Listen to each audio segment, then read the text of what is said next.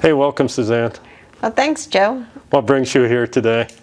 I brought some new artwork.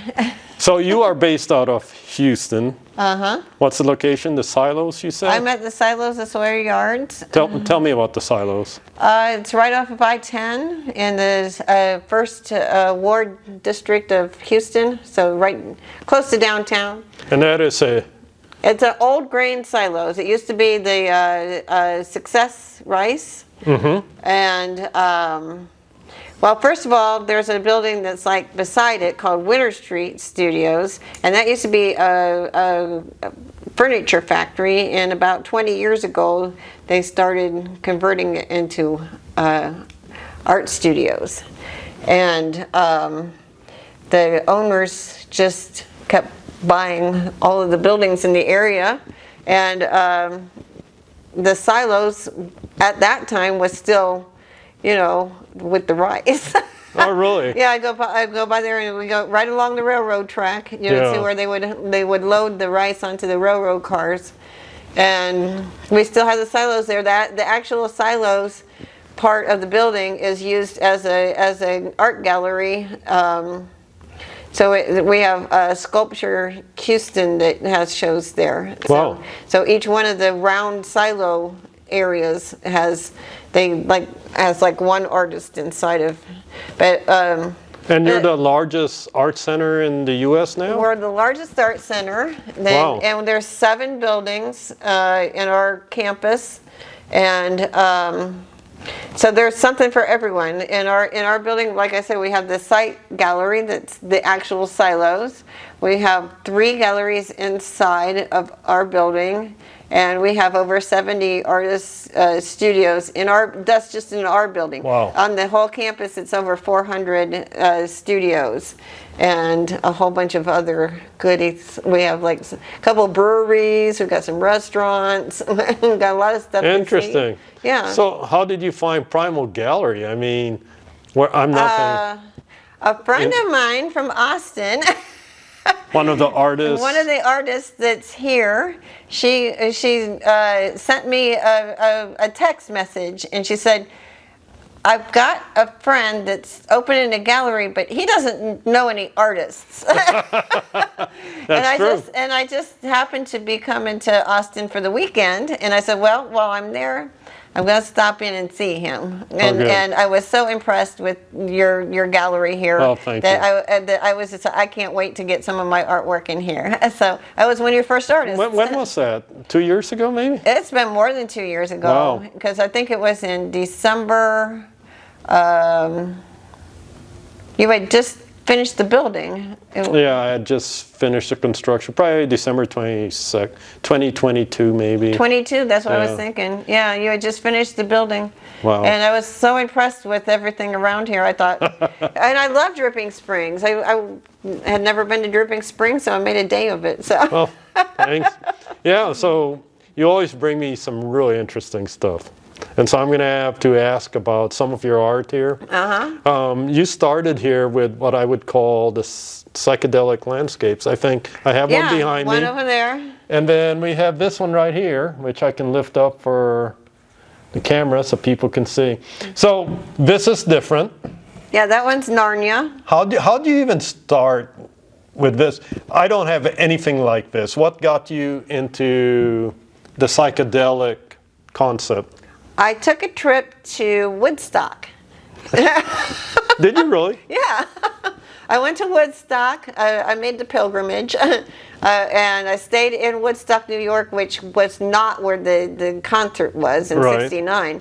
It was in Bethel Woods.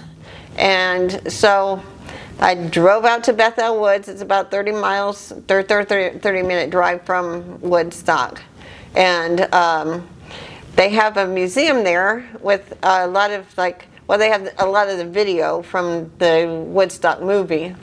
And it's in the basement they have costumes that a lot of the performers wore, and some of the people that Right. were there.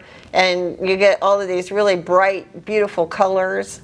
And then in the upstairs part is where they have like different sections, like they have like Jimi Hendrix and Janis Joplin and the different sections. And they have a school bus that was painted like real wild psychedelic colors, and a VW Beetle, which, you know, like from the early 60s, it was there. It was all painted and everything. And just everything was a lot of colors, and you know, and the landscapes there, because it's in the Catskills, it's like a lot of like not really mountains, but Yeah. just like it is around here, real hilly, you know. Yeah. So and so everywhere that you go, you see peace signs and the little Woodstock bird, you know, and all these big colors and all this beautiful landscape. So I just put those two concepts together. I got the landscape, like the one over there is like hills, and then and the colors, you know. Your signature is very different in the sense that you are about bright colors, and most of the art of yours that I sell. And the first piece I think I sold of yours was a psychedelic landscape. Yeah. And then, I mean, let's take a look at this piece. I'll show it just so people can, I mean, the colors. Yeah, that one's called Tundra Sun, and it's, sometimes I paint things that I want to see. I haven't gone to see yet, and my next trip that I'm going to take is going to be to Alaska. Yeah. So I'm hoping to drive through the tundra.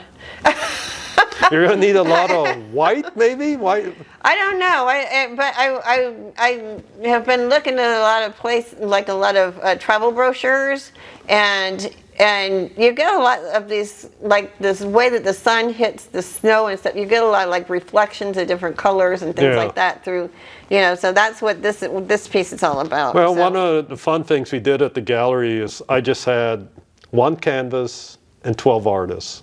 Ah. And one of the artists warned me. She told me, you're going to need a lot of white. And I was going, what's going on?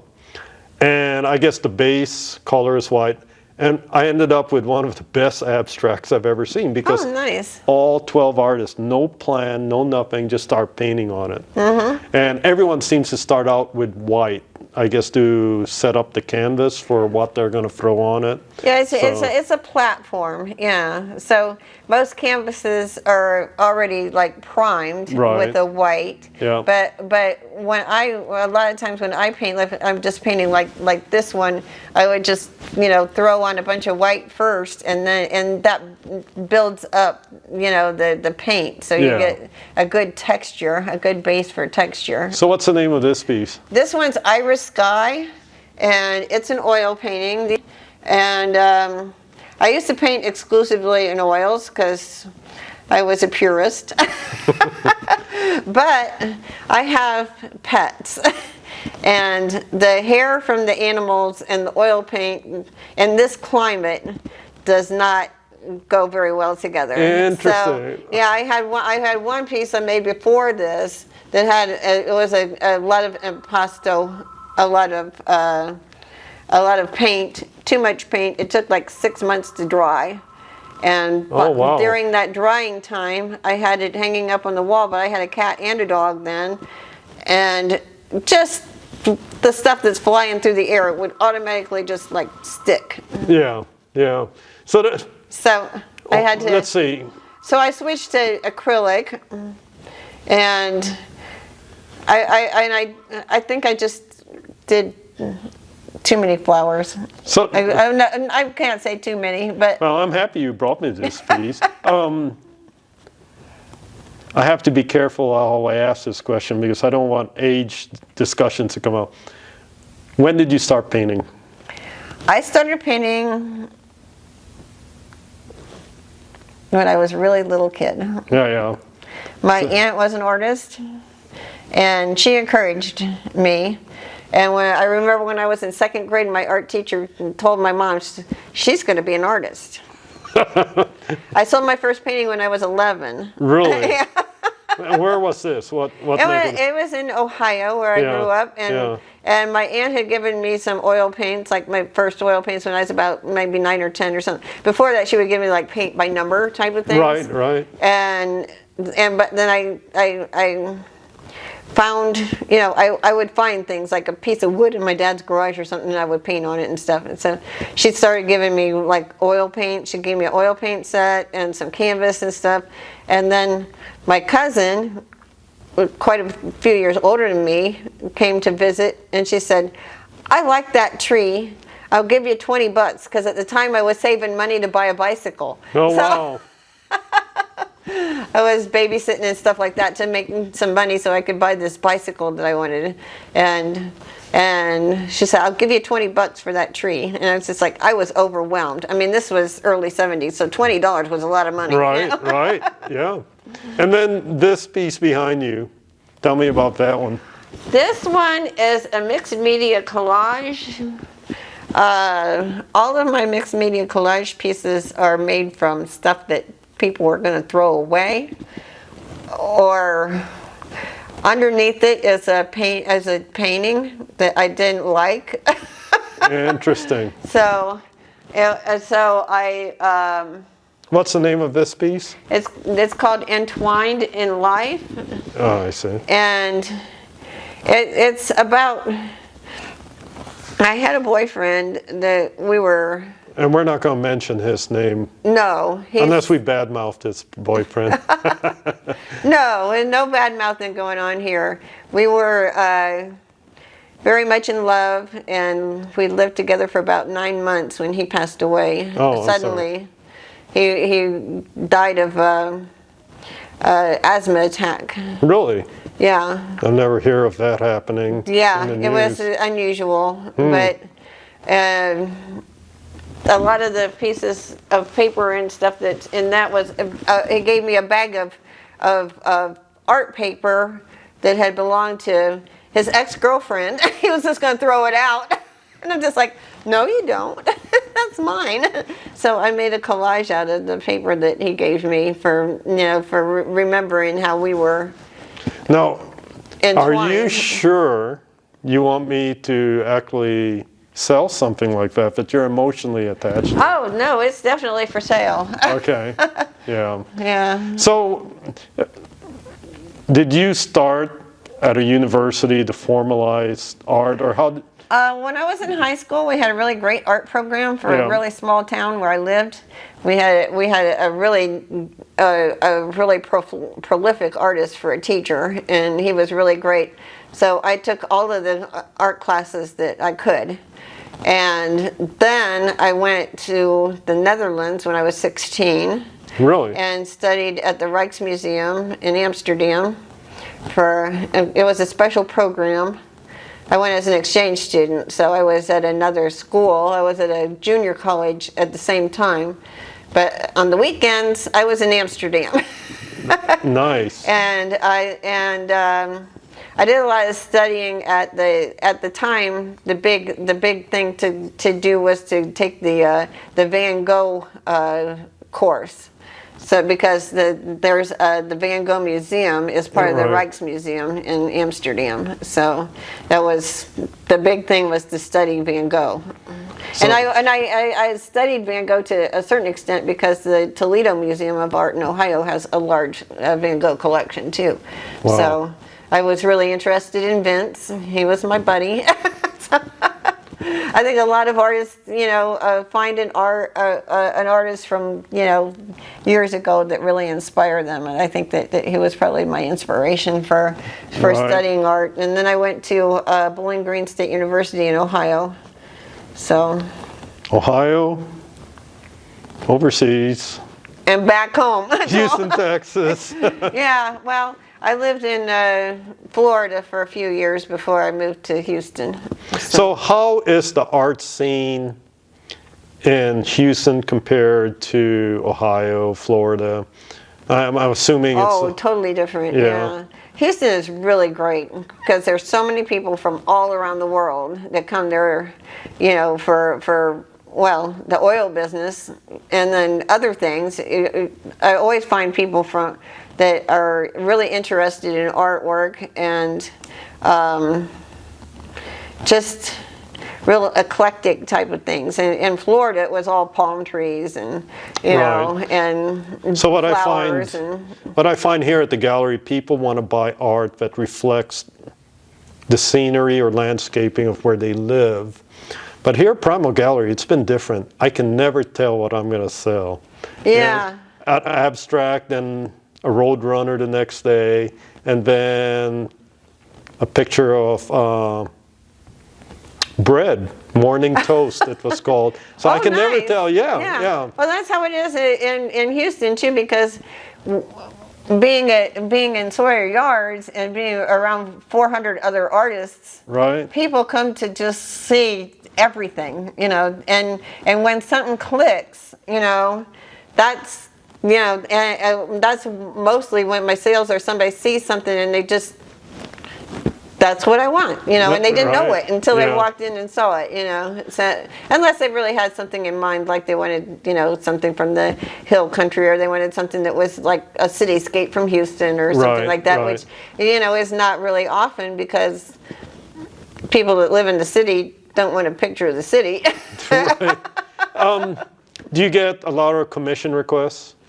No, I really don't take that many commissions unless it's somebody that I've worked with before. Yeah. I used to take more commissions, but I find that it's just easier for me to paint what's in my mind instead of trying to get into somebody else's mind. Now, do you think you can do that because you're more established? Maybe. I don't know. I don't know. I really don't. I haven't really done a lot of commissions. I did a few times, but I just find that I can't paint what's in somebody else's mind. Right. And that's the tough part, right? Yeah. Because as a business, one of the things a lot of artists tell me is, oh, I got another commission piece. And it's usually friends and family. Uh-huh. Primal Gallery can't run its business based on the friend and family plan, right? That's right. And so when I have customers coming in and they'll pick out an artist, if they chose you, for example, the negotiations of what exactly you're going to commission for them is difficult. A lot of the artists have to draw what I call prototypes, and then they finalize. And with your work, I mean, the diversity. So you have colors, and then the subject matter is so diverse. So what's your latest? What subject matter seems to be, what's in your head lately? Oh, I've been working on a four pieces,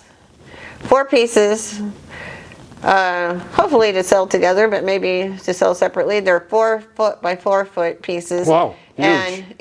And I have summer and spring and winter completed, and right now I'm working on autumn. Am I going to get any of those pieces? Oh, I don't know. You want one? They're 4 foot by 4 foot, so you got to consider the space. Well, what I'm finding nowadays is the days of what did they call them, the McMansions are gone. But now the open concept of homes and offices, people are coming in here looking for large pieces. Yeah, a lot of wall space to fill. Yeah. A lot of people like the white walls or like a light gray or something like that, and then put a big splash of color on it. Yeah. And that's why I like your work. I've actually, I'll tell you a story about one of the pieces I sold for you. The couple came in, and they had a neutral color wall.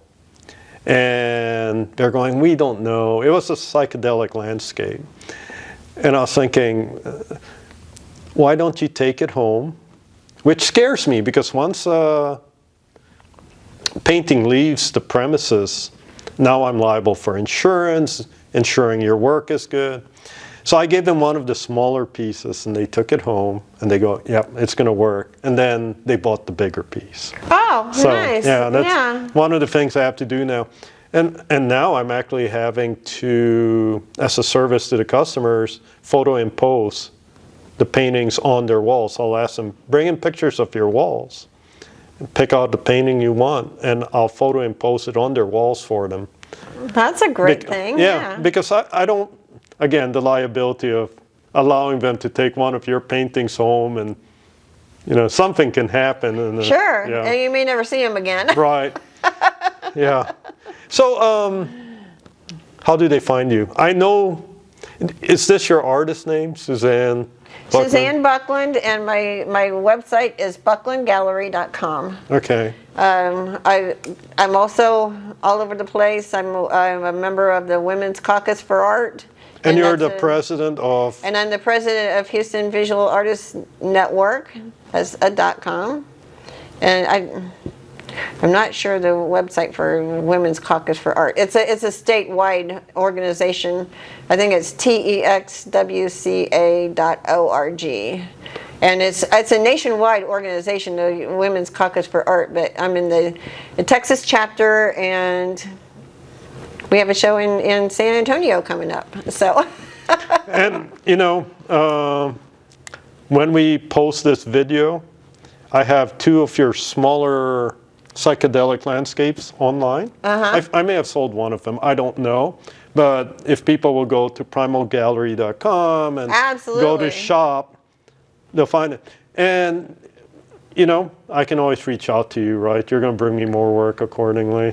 Yeah. Hey, if anybody sees anything that they want to, on my website, and they live in Austin, Dripping Springs area, I'll bring it out here and...